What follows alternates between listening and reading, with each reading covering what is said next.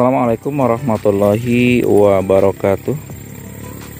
Jumpa lagi dengan channel kita ini, Sawit Rakyat, channel yang membahas tentang budidaya tanaman kelapa sawit.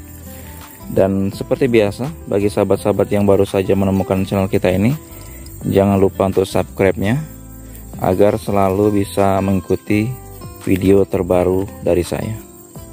Sahabat sekalian, pada kesempatan kali ini saya akan membahas, benarkah pupuk borat ini sebagai pupuk perangsang buah?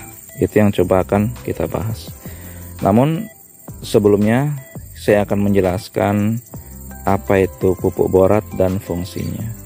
Jadi sahabat, pupuk borat ini atau istilahnya disebut dengan pupuk boron, ini fungsinya adalah untuk memperbaiki jaringan sel dari tanaman kelapa sawit kita.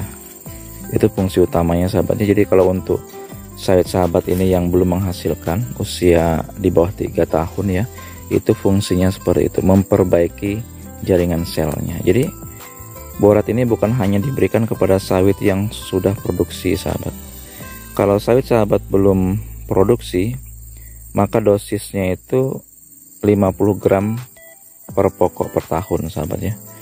Dan kalau sawit sahabat tidak diberikan unsur borat ini, maka akan mengalami disefisiensi boron ya. Itu dengan tandanya kalau sawit masih kecil itu daun itu mengeriting sahabat, mengeriting bergerigi seperti itu sahabat ya. Kemudian kalau yang sudah parah itu ujung daun itu akan menekuk seperti pancing seperti itu sahabat. Itu biasanya seperti itu. Dan itu akan sembuh kalau diberikan unsur boron. Jadi fungsi boron itu seperti itu sahabat, yaitu kalau untuk tanaman sahabat yang belum produksi. Kemudian kalau borat ini diberikan kepada sawit yang tanaman menghasilkan ya, di atas 3 tahun seperti ini, maka salah satu fungsinya selain memperbaiki jaringan sel tanaman kelapa sawit kita, juga nanti akan memicu tumbuhnya bunga-bunga baru seperti itu sahabat ya, bunga betina yang baru.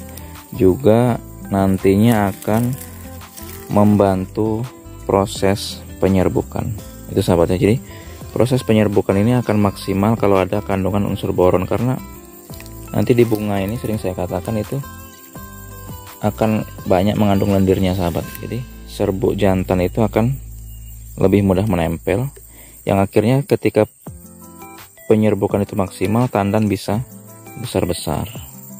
Makanya bisa sah-sah saja benar pendapat yang mengatakan bahwa borat ini sebagai pupuk perangsang buah.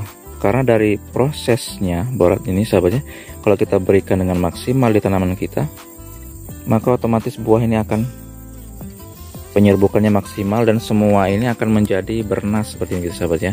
Juga tentu ini tidak bisa terlepas dari kandungan unsur pupuk yang lain seperti kandungan fosfat, dan yang tidak kalah pentingnya ada kandungan kaliumnya seperti itu sahabat. Jadi tidak bisa kita hanya bertumpu pada satu unsur hara saja sahabatnya. Jadi kita hanya mengandalkan borat, kemudian tidak kita tambahkan pupuk-pupuk yang lain, ini tidak akan bernas juga sahabat ya.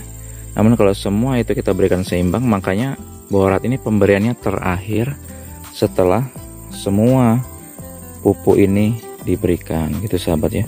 Kemudian selanjutnya cara kita mengaplikasikannya sahabat. Jadi borat ini kita aplikasikan cukup di ketiak atau dekat tanah seperti ini, dekat pangkal batang atau di ketiak-ketiak seperti itu sahabat.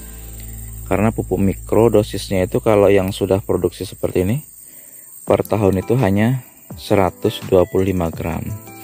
Jadi tidak perlu banyak-banyak pemberiannya sahabat ya, agar sawit kita ini bisa tumbuh maksimal. Karena kalau pupuk mikro ini sahabat kita memberikannya pun hanya sedikit ya. Jadi mudah-mudahan video ini bisa bermanfaat sahabat ya. Jadi borat ini walaupun unsur mikro itu sangat penting dan harus kita berikan pada tanaman kelapa sawit kita. Saya akhiri. Assalamualaikum warahmatullahi wabarakatuh.